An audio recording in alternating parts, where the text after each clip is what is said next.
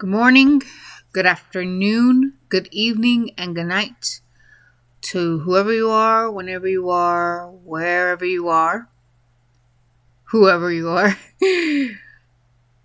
It is June 16th, 2026, and it is a little after 4 o'clock in the afternoon where I am.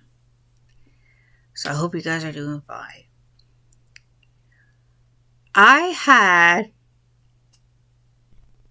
First things first, I finally caught up to about the vampire Lestat.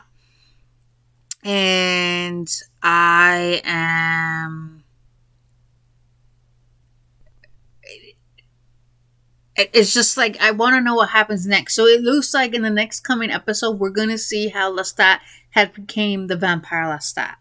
So we know about his background of, him as a child. He used to stutter. He was put into a convent to help with his addiction and education and studies and like that. His father and older brothers didn't seem to like him, would, cause him very, very, just pick on him. His mother adored him, but clearly was not happy with her marriage, but she couldn't leave. She had to endure. She couldn't leave. So, about Gabriella, the mother. And their odd, unconventional, and inappropriate relationship. That's all I'm going to say. Clearly, doing the things that should not be done. About the same kind of things that in Stephen King's Sleepwalkers would do. If you watch that movie, you know what I'm talking about. So it looks like the next episode we're probably going to see how Lestat became a vampire. Looks like we're going to see Louis in action because he's hunting down Killer, also known as Bruce, because it seems that Lestat has broken a lot of rules. And Louis says, I only go after those who come after me. If they make a move first, I will deal with them. I don't go after them. But it seems like Louis may have gotten himself in some trouble. The guy who was talking, I don't know his name, Rashid, who was like their servant. I was going to say servant. Their house staff and things of that nature, whatever. Basically went up to Malloy and said, hey, we need a favor. We want to talk to Louis. You're the only one that can talk to him. And it's kind of funny, a kind of nice moment where he goes, you want to brawl it out in the alley because Louis is still pissed. Daniel seeing the error of his ways going, I should have told you. I should have, things of that nature, blah, blah, blah. Basically telling him how he got about, to see Lestat.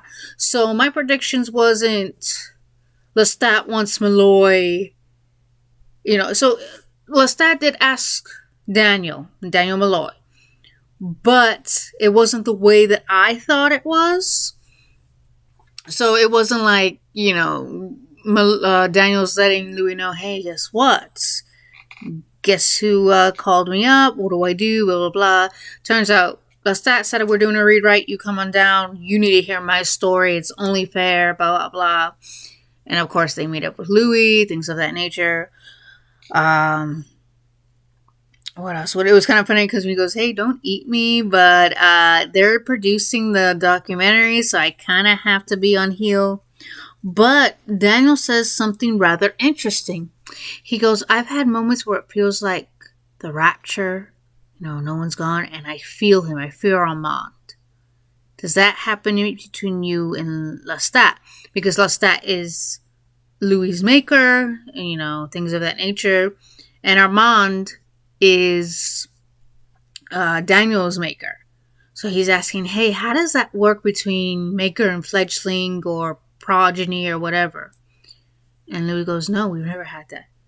And Daniel's like, crap. So it's kind of foreboding because in the trailers you do see Armand talking to Daniel. You are, you going on this path with Lestat, it's only going to make you worse, kind of warning him, stuff like that. Not only that, in the first episode, it looks like Louis and Armand has some battle scars. Armand's missing an eye. Louis is missing part of his leg. What the heck happened? And my question is Lestat dead? From that scene alone, from the first episode, is Lestat dead? That's the question, because you have his recording. He's telling your story. So is he dead? Are we going to find that out, or is this just part of the mystique? Because Lestat always had a trick up his sleeve. And not only that, he wasn't exactly a reliable narrator. And it looks like we're really going to see what really happened, because he says he was in a combat. A vampire took him away from the combat. Begging and screaming, had him nearly starved. Here he was with like multiple other people he took. He survived. He turned into a vampire, and his maker threw himself in a fire pit, burning himself alive. What the crap? So that's something. But yeah.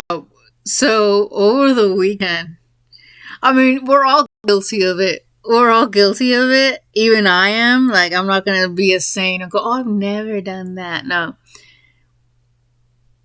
We've all done it where we've like, we're not trying to. It just happens, especially when it's like right in earshot, where you eavesdrop on people's conversations, whether it's at a store or an airport or maybe a restaurant, and people tend to forget where they are. I had a rather interesting. So yesterday, myself and someone I knew, we went to a restaurant. We went out to eat. And we're like 2-3 tables ahead, because it's like 2 sections. So we're on the right side, and we're like near where the bathrooms are. And then there's a section to our side, and around maybe 2-3 tables away from where we are, near where the front door is, there was a gentleman and a woman. Now, I don't know if they were together. I don't know if they were reconciling. I don't know if they were catching up. They were, they broke up. They're catching up, trying to figure something out. Who knows? But they were having a rather inappropriate conversation that shouldn't have been in the public. That's something you do in private, in the car, at home. And the reason why I said they may have been boyfriend or girlfriend or something like that, because they were saying some stuff that's just like, it doesn't sound like friends talk about. Because I know when friends get together, they talk about each other's relationships if they wanted to, and say, "Oh, she did this. Oh, girl, he did. Guess what he did? He did." Da, da, da, da. No, it was just like, clearly they were having an disagreement, and there were times where it got loud. Even times where we go, "Don't you think that's weird? You don't think that's weird? You're hanging out with one of my buddies. Blah blah blah." Like, what the crap? Like, I don't know the gist of it. I'm eating, but at the same time, it's literally within earshot, so you can't help but eavesdrop. And then the other day, my cousin was here because she decided to tag along with myself and the same person that I knew to Pennsylvania. We had gone to the store to get her a new backpack, because the backpack she had, she bought a lot of stuff. It's like, "Girl, we told you you gotta make the flight back." So we went to the store to get her a new backpack. And the aisle that we were in, as we were going to the aisle that we needed to go to, there was, so it was like the parents, and I think the daughter, and maybe her boyfriend. I don't know. But it sounds like they were arguing, and it was loud too. Like, this wasn't like, this was in the next aisle, and it was loud, and we can hear them going on how something about, "Oh, he's only trying to control me. No, he's not. He's trying to protect her. She's your girl. Why aren't you buying it? Sounds to me, blah, blah, blah." It was like, damn. And it was loud. Like I said, you were in earshot of it. You couldn't help but hear it.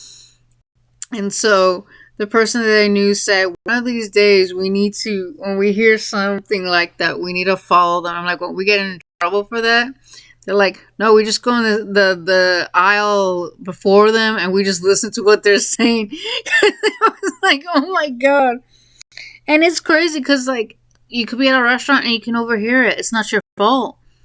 You know, there was one time this guy, I was at a restaurant and this guy was talking about how he overstayed at a buffet and he was still hungry and everything. They kicked him out.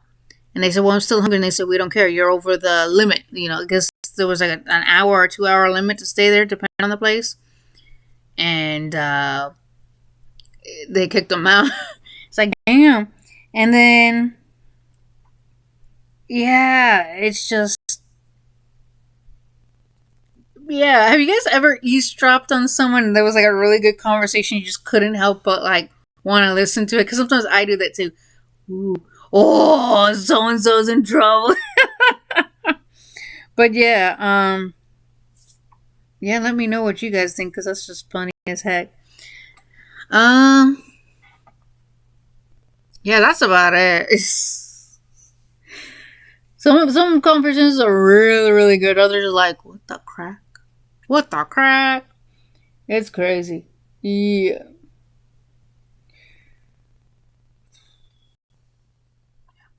Yeah, so sorry, I'm still tired. I didn't get much sleep last night only because I was getting back to work and going from there. I'm wondering. So I'm crossed your fingers. Please send me your positivity, your prayers, and everything because this weekend is an application for a for a panel spot. And it goes live this Saturday.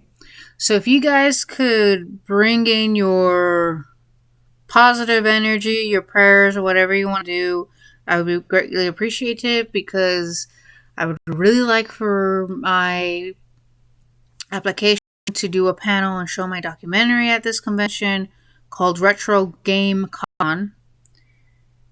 And it's just, I would like to because I feel like I need a redemption, even though the panel that I was given at the Dragon Realm Comic Con was a bit of a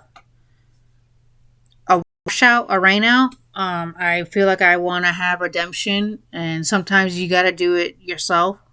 So if you guys could say your prayers, positive affirmations, whatever you want to call it, I would be great. I would be very, very grateful because I do want this. See what can happen. I could get opportunities from it. I could not. Either or, I do feel like this documentary should have been given a lot of love. That's just me. So yeah, please do so. Hopefully I will get it. Cross your fingers.